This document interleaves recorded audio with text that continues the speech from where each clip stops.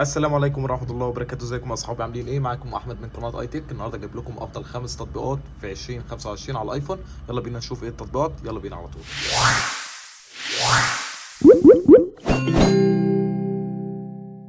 طيب، معانا اول تطبيق وهو كلير سبيكر. ده لو التليفون لا قدر الله وقع في ميه ولا حاجه، هتلاقي السماعه مسدوده بشويه رذاذ الميه. فازاي نطلع الميه دي من غير اي تدخل، يعني باي ادوات بقى او اي كلام. هو البرنامج ده على طول بالفايبريشن هيطلع لك اي ميه او سوائل موجوده جوه السماعات، سواء السماعه الاماميه بتاعه السبيكر او سماعه المكالمات. واول ما بتحس ان التليفون فعلا السماعات بدأت صوتها يرجع للطبيعي، خلاص كده بيكون نسبة الرذاذ اللي موجود جوه المية موجودة جوه السماعات بتكون طلعت، فبتحس بتغيير في الصوت والصوت بيرجع لطبيعته تاني. البرنامج التاني معانا وهو برنامج بيفحص لك الجهاز كله من اول السنسور لغايه البطاريه والبروسيسور وهكذا. يعني تعالى كده نفحص الجهاز. هتلاقي قدامك كده جاب لي كميه بيانات زي ما انت شايف. كل الحاجه عندي الحمد لله شغاله على اكمل وجه، زي البروسيسور والجيروسكوب والحساسات، وعندك كمان نظام التشغيل بتاعك، وكمان الكاميرا الاماميه والخلفيه والباتري هيلز عندي. فكل حاجه لغايه دلوقتي كويسه، والتاتش اي دي او الفيس اي دي افيلبل، كل حاجه زي الفل. يعني مفيش اي مشكله عندي. البرنامج ده كويس جدا لو عايز تفحص لو في مشكله عندك في الجهاز، خصوصا بطاريه، سنسور معين، حساس، الفيس اي دي مش شغال ولا حاجه. كل ده بيقدر يفحصه لك وبيقول لك العطل فين. تمام.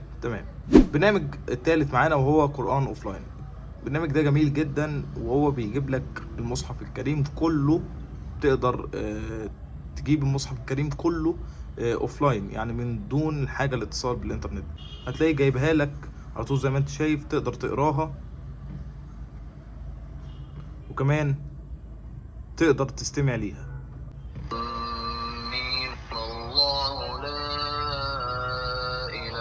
تقدر تستمع ليها وهو اساسا للقراءه، وكمان في الترجمه.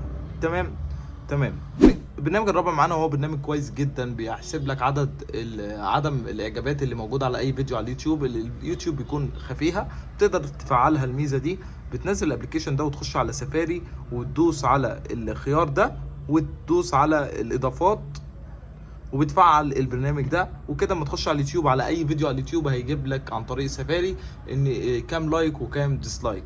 يعني الحاجات دي موجوده في تطبيقات البلس والكلام ده. قلت برضه اوريكم البرنامج ده من غير جيل بريك او اضافات خارجيه، هو فقط عن طريق البرنامج ده، وعلى طول تقدر تشوف عدم الاعجابات اللي على الفيديو. البرنامج الخامس والاخير معانا وهو ترو كولر. ترو كولر بقى نزل في iOS 18، بقى بيدعم ان انت في الايفون اخيرا ان انت تشوف وجهة المتصل. يعني لو حد متصل عليك وانت مش مسايف رقمه يجيب لك اسمه على طول. الكلام ده كان موجود على اندرويد بس الايفون ما كانش موجود عليه.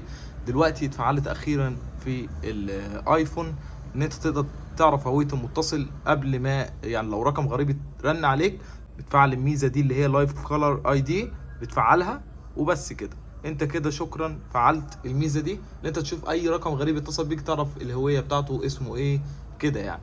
بس تمام. وبكده جبت لكم افضل 5 تطبيقات على الايفون في الفتره دي. اتمنى يكون الفيديو عجبكم. ما تنساش تعمل لايك وتشترك في القناه وتفعل زر الجرس. اشوفكم الحلقه الجايه، والسلام عليكم ورحمه الله وبركاته.